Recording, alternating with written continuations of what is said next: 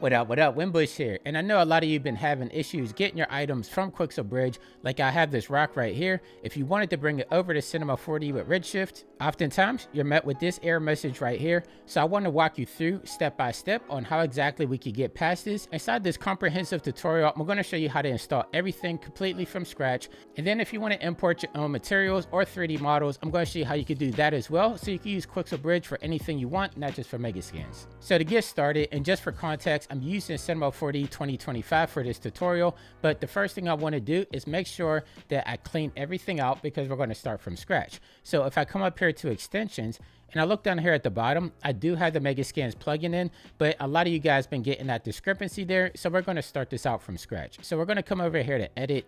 I'm going to come down here to preference, and down here where we say open preference folder, I'm going to click on this. And this is going to open up Windows Explorer. And the thing that we want to look for is this plugins folder right here.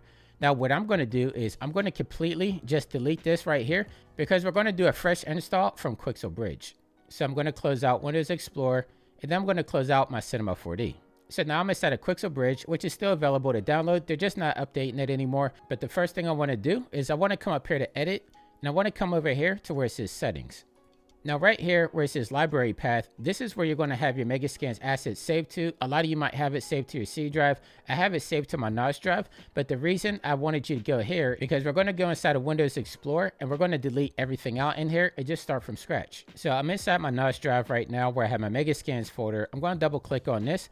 And I'm just going to take everything from inside of here and I'm just going to delete it. So be leery. If you have a bunch of stuff downloaded already and it's inside your downloads or inside your customs, it is going to delete it. But I want to make sure that you guys know exactly everything you need to do to get started. So I'm just going to come in here and I'm going to delete everything in my Megascans folder.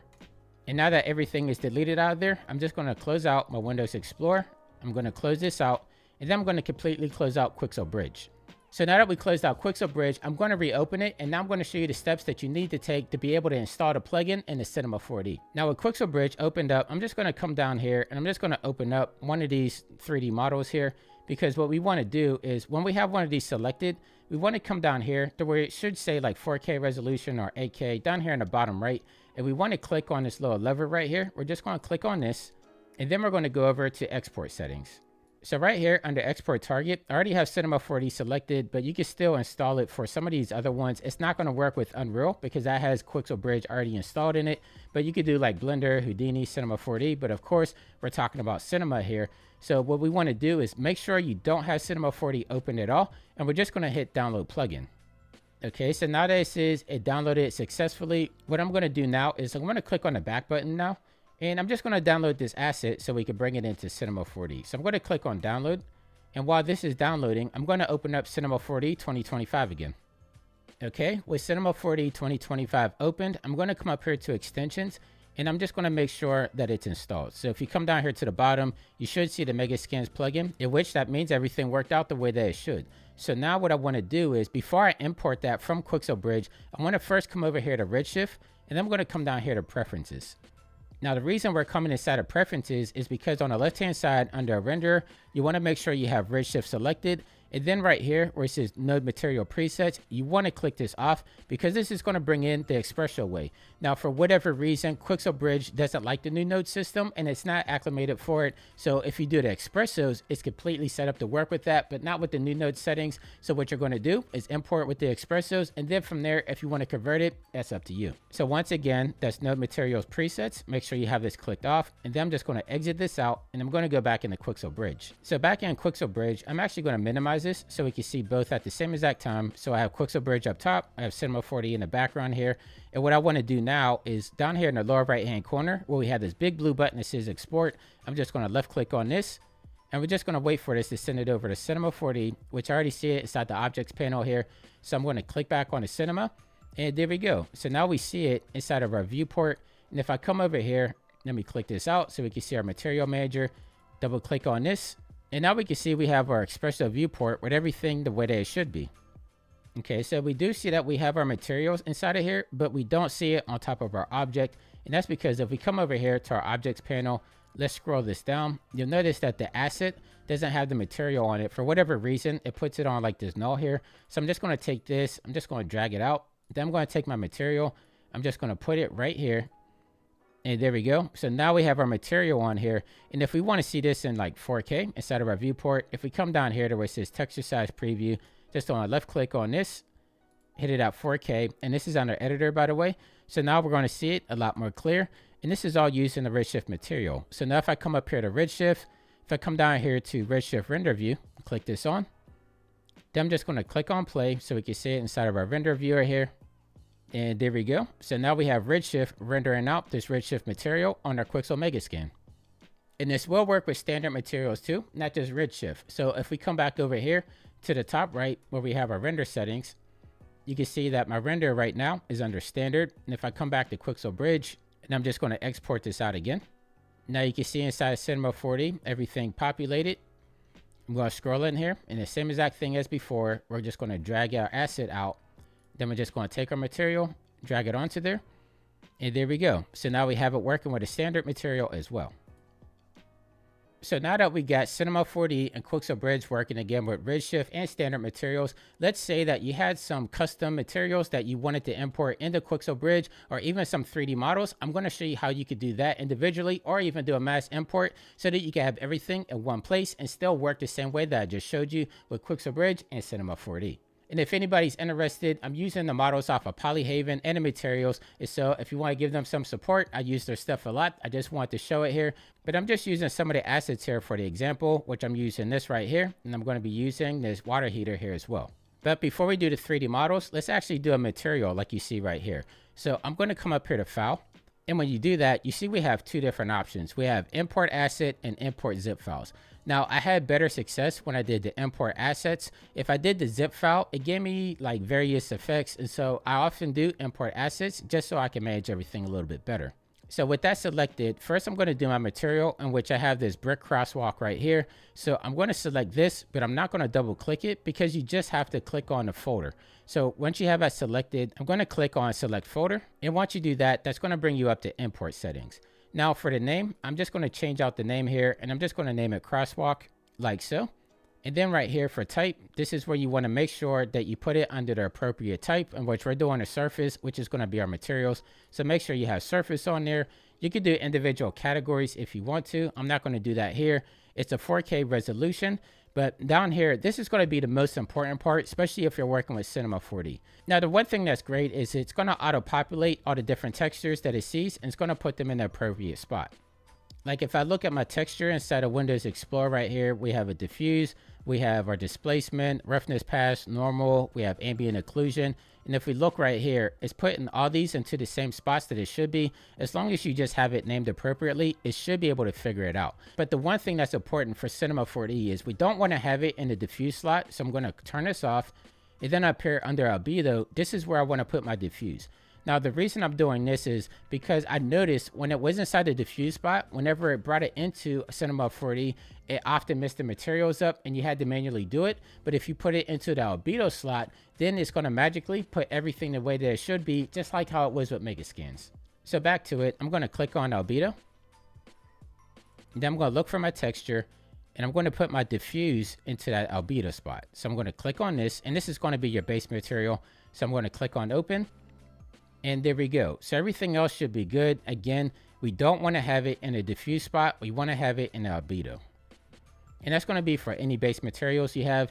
And then scrolling down here, we have our asset preview file, in which I'm going to suggest that you put something that looks nice in here, because this is what's going to show up inside of Quixel Bridge. So I'm going to select this. And then I'm going to take this one that we get off the internet, because remember, I'm using Polyhaven. So if I look at it, I just right clicked and saved it. It's using a WEBP file, which is going to accept. So I'm going to click open. And there we go. So now I'm just going to click on import. So once I do that, it says successfully imported in the top right. So if you come over here on your left-hand side, you should see this little slot here that says local. I'm going to left click on this. And then down here, it's going to show you imported. So I'm going to click on this. And this is going to show everything that we just imported, which is just one material for now. So if I left click on here, and let me actually minimize this so we can see Cinema in the background, I'm going to click on export again. So I'm going to export this out to Cinema 4D. It's just going to take a few moments to convert the materials, as you can see down here at the bottom. But once it's done, it's going to say export successful. And then if I look inside of Cinema 4D, we have our material right here. And if I double click on it, as we saw before, Now we have it inside the espresso slots for Redshift. And again, if we just take like a basic cube or something like that, we could just left click, drag it onto there. And there we go. So now we see that we brought our material successfully imported in the Quixel Bridge into Cinema 4D. And it was just that easy. So it was easy enough bringing in the material, and you can also do mass import too. Like let's say you have a couple of materials or a couple of 3D models, you can import those all at once. And I'm going to show you exactly how we're going to do that with a 3D model this time. So with Quixel Bridge open again, right here where it says file, I'm going to click on import asset. And this time I'm going to select two folders. So I have the chair and I have the water heater that I got from Polyhaven. So I'm just going to hold down the shift key and I'm just going to left click. So I have both of these selected, and then I'm going to click on select folder.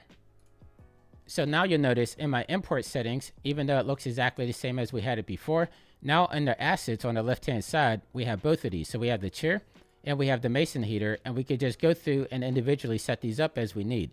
Now, I'm not going to waste time renaming it for the example. You already know what it is, but for type, you want to make sure you have 3D asset, of course. And then if I scroll down, the main thing here, we don't want to have this diffuse on. We want to left click this out. We want to click on albedo and click the diffuse for this slot right here. So I'm just going to take my material right here, my diffuse, and I'm going to open it up. And then I'm going to scroll down here to the bottom. Same thing as before. I'm just going to, for the asset preview, I'm going to left click on this. Open it up, and there we go. So now we have our chair preview there, and I'm going to do the same thing for the water heater. There we go. So we changed that out, and if I scroll up, I'm going to take off the diffuse here. I'm going to make sure I have my albedo in the right spot. So my texture, diffuse map, click open. Make sure it's a 3D asset. And now that we have everything the way that we need, I'm just going to click on import all. So it looks like everything imported. So again, under local, under import, now you can see we have 3 different assets in here, in which now we have another asset folder or category that says 3D assets. So I'm going to left click on this. Now we can see we have our water heater and we have our chair. So I'm going to start with the chair, left click on this. Then I'm just going to export this out, and it looks like it sent it over. So now I'm going to click on Cinema 4D. And it's more apparent here because you don't see we have the texture on here, but that's the same thing as before. If we come over here under our objects panel, for some reason, it always brings it under subsurface divide, which we don't really need that. I'm just going to drag this out from in there. Then I'm going to take my material, drag it onto my chair, and there we go. So now we have our material on our chair as it should be. And I'm just going to bring in our water heater as well. I'm back inside of Quixel Bridge. I'm going to click on my water heater. I'm going to export this out. Okay, so I'm going to go back to Cinema.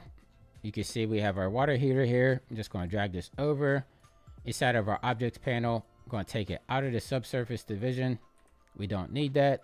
I'm going to take our material, drag it into here, and there we go. So again, if you want to see it at a higher resolution inside of your viewport, if you have your material clicked, you want to come down here to where it says editor under your attributes panel, texture size preview. Instead of default, I'm just going to put this up to 4K.